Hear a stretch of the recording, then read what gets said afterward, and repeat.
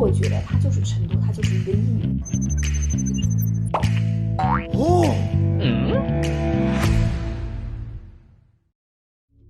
纯真、无知，但是又极其的凶残。他整个人就是一个武器。来到这个世界，其实他没有任何的选择。可能他的毒对他来说就像一个枷锁一样，他的凋零与绽放吧，我觉得反而最后一刻才是他绽放的那一下。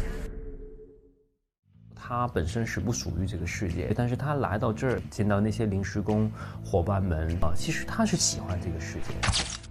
张楚岚一直都是智商在线，大家可以看到，张楚岚一个成长的一个很明显的一个过程。他有他冷静的思考的那一面，但是他也有扮猪吃老虎的那一面。第一部的时候，可能有一种更多我罩着他的感觉，但这一部我感觉是他的出谋划策更多，然后我自己呢，更多就是执行的那种感觉。大家都不太清楚碧欧村背后的秘密以及出身如包括神机百炼，它更多是对于诸葛青涉险这件事的一种关心和保护，然后基本上很多名场面的动作都还原了。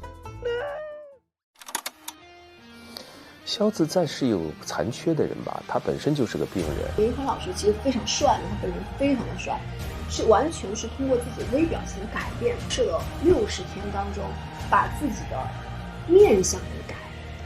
你我都是醉心于死、钻入黑暗的变态。很恐怖的一个人，但是他也要承担一些喜剧的一些点。手给你舔上。肖哥多虑了，我不想跟大家来抢功劳。本身他来到这个接受到这个任务呢，他的目的就比较明确，就是要保陈朵不死。就是我记得他在那个边哭边吃冰淇淋的那场戏的时候，是让我们所有人都非常的惊讶。这个世界上有很多人就像陈朵一样无辜，生下来就决定不了自己的命运。廖忠也一样，他们俩有相似的地方，其实都很孤独。大哥，你谁啊？可能这个人物看着比较冷，比较阴冷，其实他身上还有很多柔情的地方。我是你爸爸。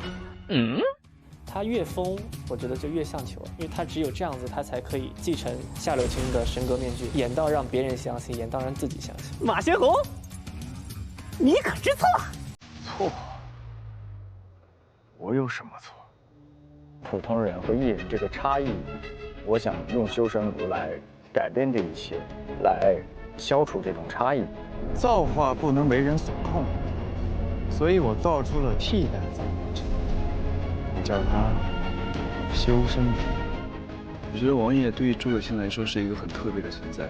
我们每个人都有心，当我们有欲望者心，他的欲望就是想得到神机书下打败王爷。不怕王爷了，你到底还要怎么样？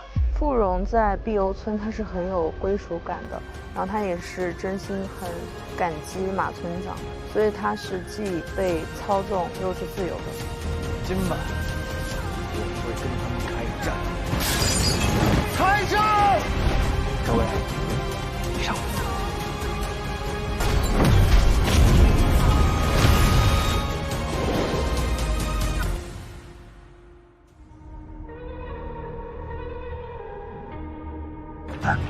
第二季其实它依然有燃人热血的那一面，但是它会有一个很凝聚的一个悬疑的故事性。它的这种悬疑，甚至是有一点点惊悚的感觉，可能会是这一次就是非常大的一个看点吧。这一次在美术、造型、制景、特效上都有了一个全面的一个提升。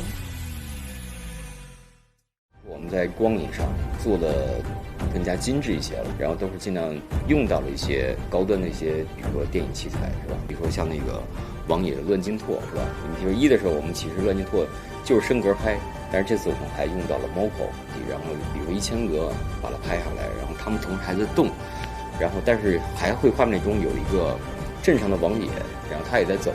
既要做到还原，又要去提升这个观众对于原漫那个点的感受的一个放大，眼神的一个细腻的传递，微表情的一些传达，可能是真人剧集比较独特的地方。